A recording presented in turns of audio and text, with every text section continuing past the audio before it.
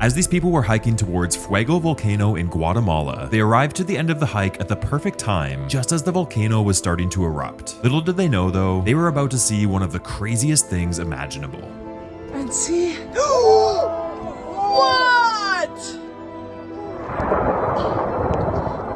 Oh, what? Just as the volcano started to erupt, they got to witness some volcanic lightning throughout the cloud of smoke. This super rare event is something most people will never get to experience, making for an amazing video and a once-in-a-lifetime memory.